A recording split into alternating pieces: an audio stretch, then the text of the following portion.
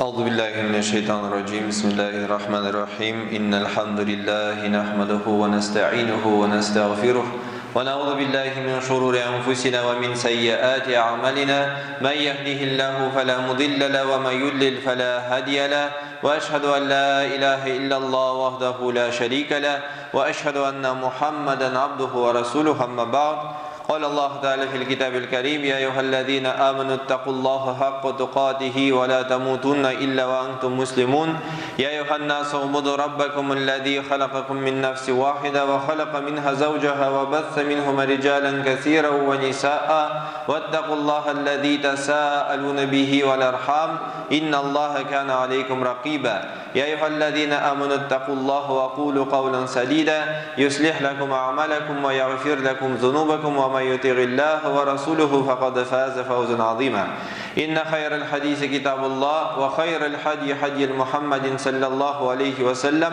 وشر الأمور البدعة وكل بدعة ضلالة وكل ضلالة في النار أما بعد barcha mahluqatlarni yo'qdan bor etib ni'matlab va tarbiyalab turgan ma'bud bil haq bo'lgan Rabbimiz Allohga ko'ngil turlarimizdan chiqqan hamsanlarimiz bo'lsa edi, rahmat uchun jibarilmish oxirgi payg'ambarimizga Muhammad Mustafa sallallohu alayhi va sallamga salovat shariflarimiz erishib tursa edi, aning ahli baytina, aning sahabalarına ridvanullohi alayhim Alloh taolaning rizoligi bo'lsa edi, ham barcha mu'min musulmon qardoshlarımizga Alloh taolaning kitobi ortidan, ham payg'ambarimiz Muhammad Mustafa sallallohu alayhi va sallamning sunnati ortidan yergan mu'min musulmon qardoshlarımizga Alloh taolaning salamlari bo'lsa edi.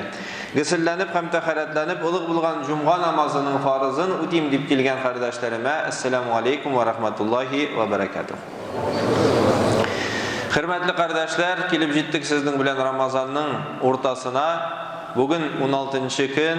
Alloh taolo har birimizning qilgan izi amallarimizni, tutgan orazalarimizni, bergan sadaqalarimizni, chiqargan zakat sadaqalarimizni qabullardan qilib, ajr savoblarini har birimizga ko'raga nasib etsin.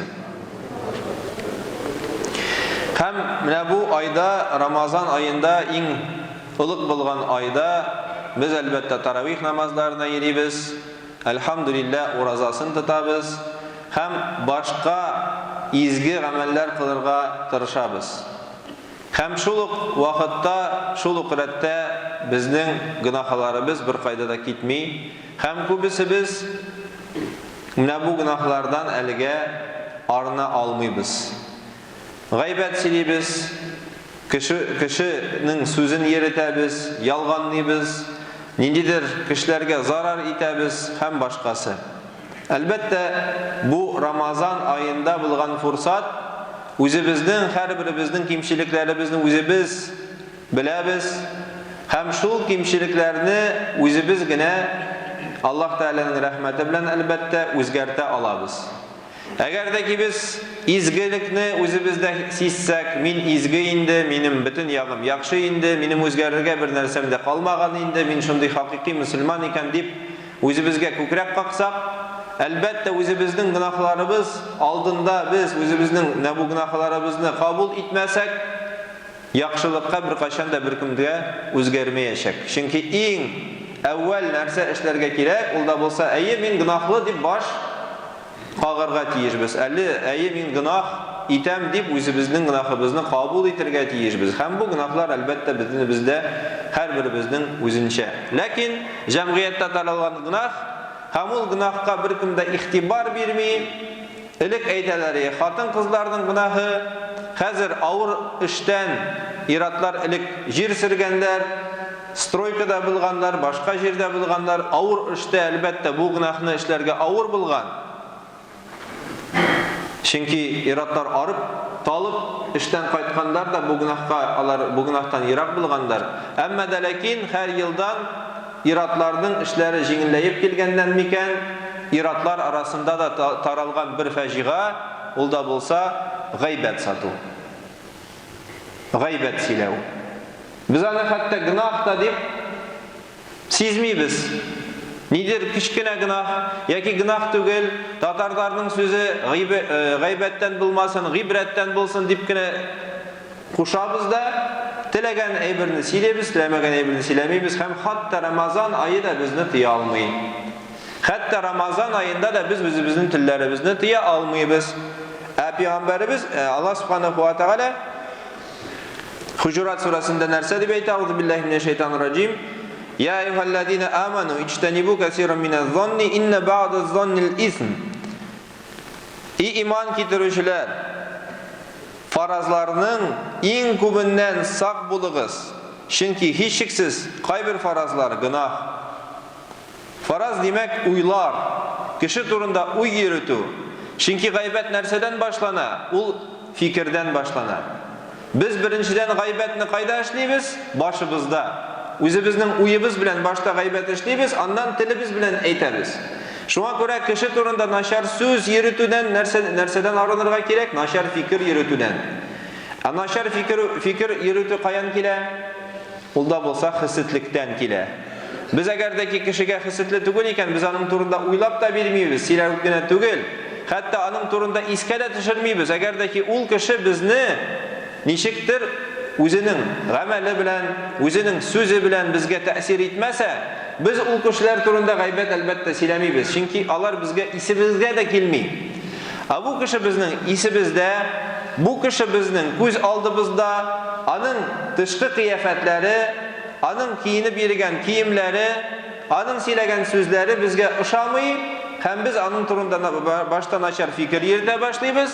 Anları narsa ishlay boshlaymiz, g'aybat sata boshlaymiz. Payg'ambarimiz alayhissalom narsa deb aytgan, g'aybat turunda ulda bo'lsa, agardaki siz g'aybat siz ekan, o'zingizning qardashingizning ismin, o'zingizning qardashingizning itin aşagan kubik shunday ulug' gunohga iya bo'lasiz deb aytgan payg'ambarimiz. Ham bizga mana bu Ramazon oyimizda shunday bir fursat bor, mana bu g'amaldan, mana bu g'aybatdan kishi turunda nashar so'z silav yoki haqliqning yo'qligi vaqtida silav, mana bu g'aybatdan biz endi arınırga tiyishmiz. Hazrat, aynishiksin biz amr bil ma'ruf va nahy anil munkar degan amirni o'ti olamiz. Nishiksin biz u kishini tiya olamiz. Nishiksin biz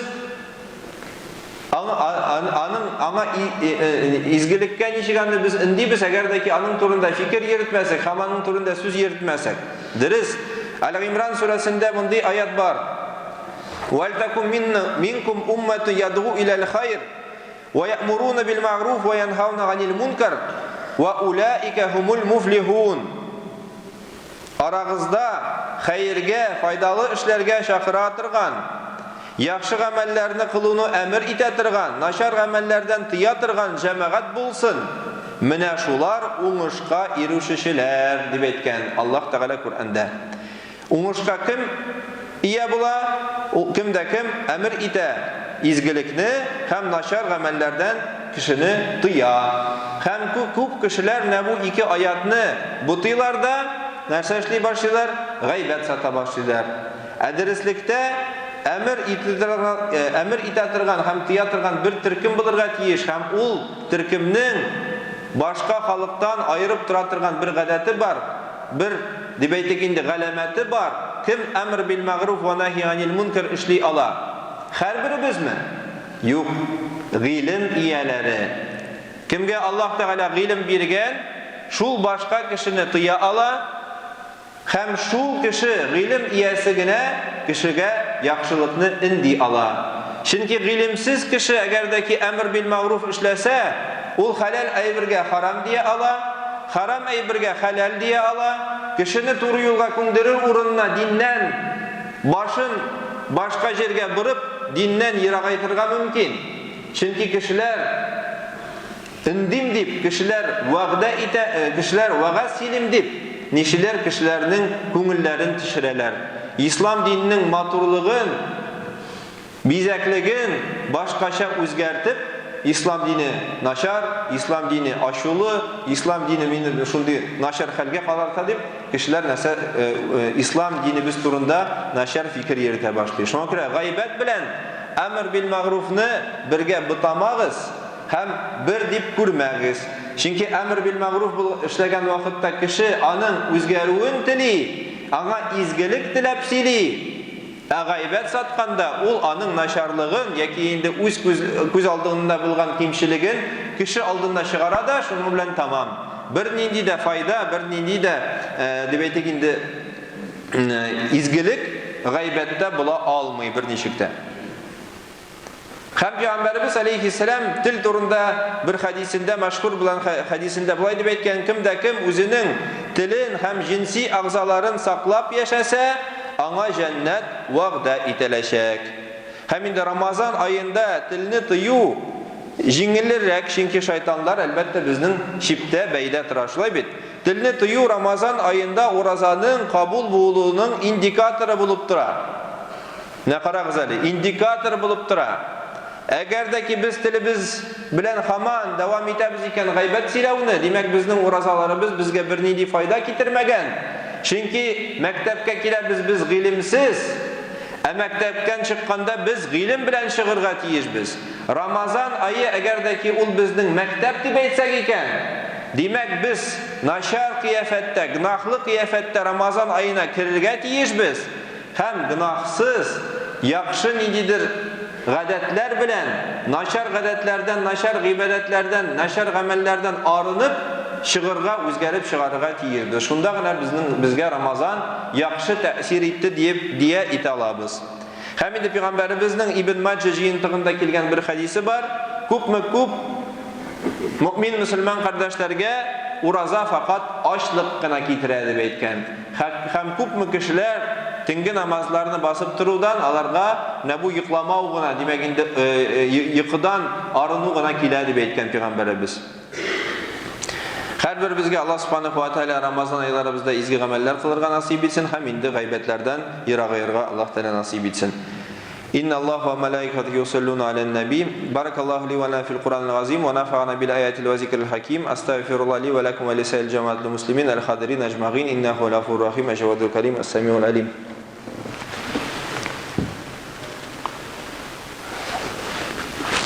Alhamdulillahi rabbil alamin, wassalatu wassalamu ala rasulina Muhammad wa ala alihi wa sahbihi ajma'in, amma ba'd. Ассаламу алейкум ва рахматуллахи ва баракатуху, дорогие братья и сестры.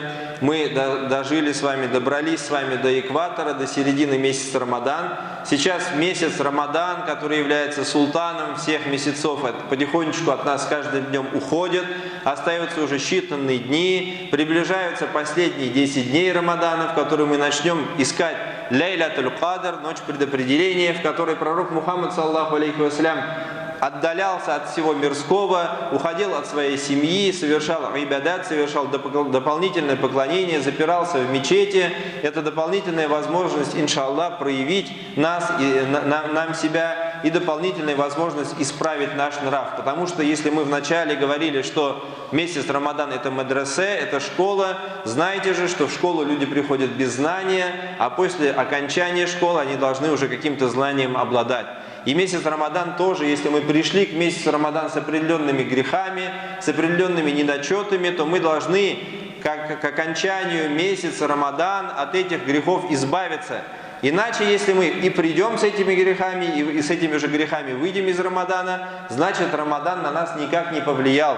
Пророк Мухаммад саллаллаху алейхи вассалям сказал: сколько же постящихся не получит ничего от их поста, кроме голода, и сколько же выстаивающих ночные молитвы, имеется в виду таравих намазы, не получат ничего, кроме бодрствования в ночное время. И в действительности вот этот голод и вот это бодрствование, которое у нас есть в течение месяца Рамадан, оно не должно только на этом уровне оставаться. Мы должны изменяться в лучшую сторону. И на сегодняшний день у нас есть такое проблема, она эпидемия, можно сказать, такая большая беда, о которой я сегодня хотел бы с вами поговорить.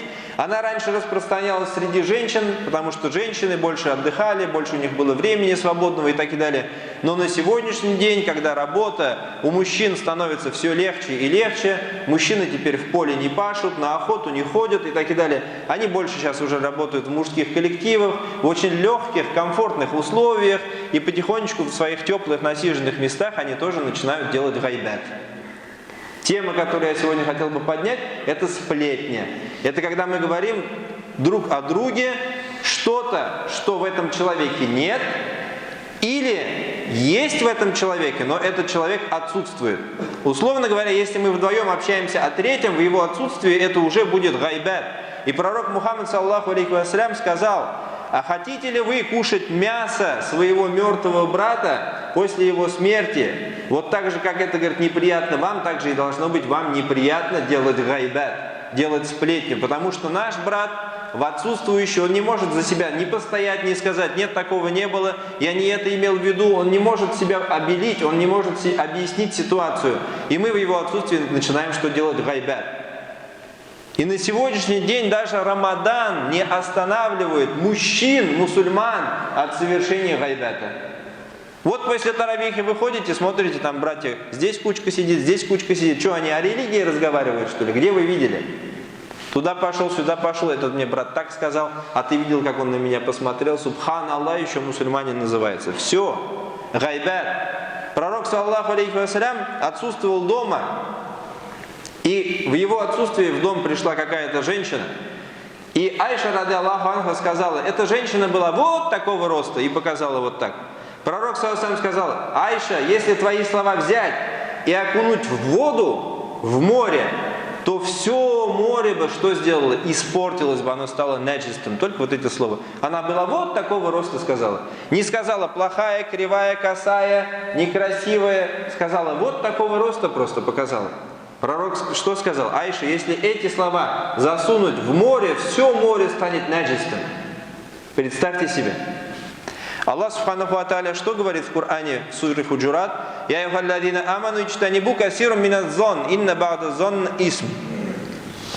О верующие, о мусульмане, сторонитесь большого количества мыслей, размышлений о других людях. Поистине многие мысли являются грехом. Гайбат возможен только о тех людях, о которых мы думаем. О людях, о которых мы не думаем, не мыслим, гайбат мы не делаем, потому что мы об этих людях даже не вспоминаем. Мы делаем гайбат про наших близких людей, которые находятся в нашем окружении. Это наши коллеги по работе, это наши соседи, это наши родственники, это наша жена, это наши дети и так далее. Это те люди, которые в нашем поле зрения, мы делаем гайбат только про них. Про тех людей, которые вне поля нашего зрения, мы даже не вспоминаем, и они от нашего гайбата что делают? Обычно бывают защищены. Но если мы начинаем думать о человеке плохо, рано или поздно мы начнем делать об этом человеке гайбат, об этом человеке говорить сплетню. Поэтому Аллах Субханаху ва Тааля говорит, сторонитесь мыслей плохих о других людях, поистине многие из этих мыслей являются запретными. И вот этот священный месяц Рамадан, когда все шайтаны сидят на цепях, мы можем посмотреть на самих себя и сказать, делаем мы гайбат или не делаем гайбат. Только давайте честно на этот вопрос сами себе ответим. Потому что каждый из нас свой грех знает намного лучше.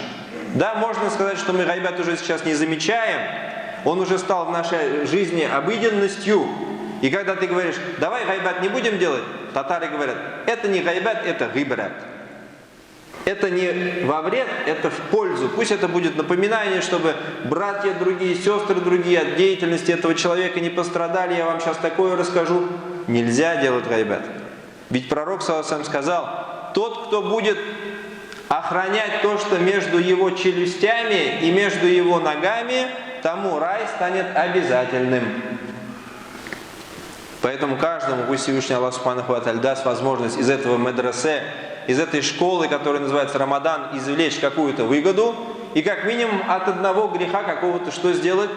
Отвлечься не только на месяц Рамадан, но чтобы этот грех ушел, на его месте пришел какое-нибудь дополнительное благодеяние, чтобы это благодеяние осталось с нами на всю нашу жизнь и до следующего месяца Рамадан.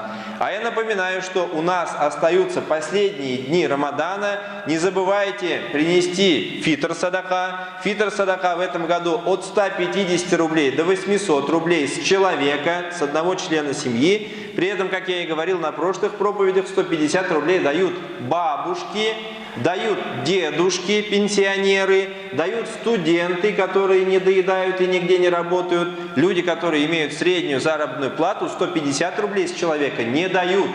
дают 300, 500, 800 и так и далее. Потому что нужно стараться как можно больше благодеяния делать в этот месяц Рамадан. Также есть фидья для тех людей, которые не держат пост по уважительной причине, по состоянию здоровья или из-за старческой дряхлости. Им можно платить фидья. Фидья в этом году 350 рублей за один пропущенный день. Ну и нашим богатым братьям-мусульманам, у которых Аллах Субханаху ва Тааля облагодетельствовал большим имуществом, у них есть 500 тысяч рублей, которые они в течение года не расходовали, там лежат 12,5 тысяч рублей в этих 500 рублях. И это не ваши деньги, это деньги сирот, нуждающихся и бедняков. Верните, пожалуйста, это чужие деньги у вас хранятся. Вы их возьмите из ваших 500 рублей, эти 12 тысяч, и отдайте, потому что это деньги не ваши, это чужие деньги. Инна Аллаху ва малаикатуху юсаллуна аля наби, я юхалладина аману салли алейхиму таслиман, Аллахума салли аля Мухаммад ва аля али Мухаммад, кама саллайта аля Ибрахим ва аля али Ибрахим, иннак хамидун маджид, инна салята танха анил фахшай валь мункар, ва акимус саля.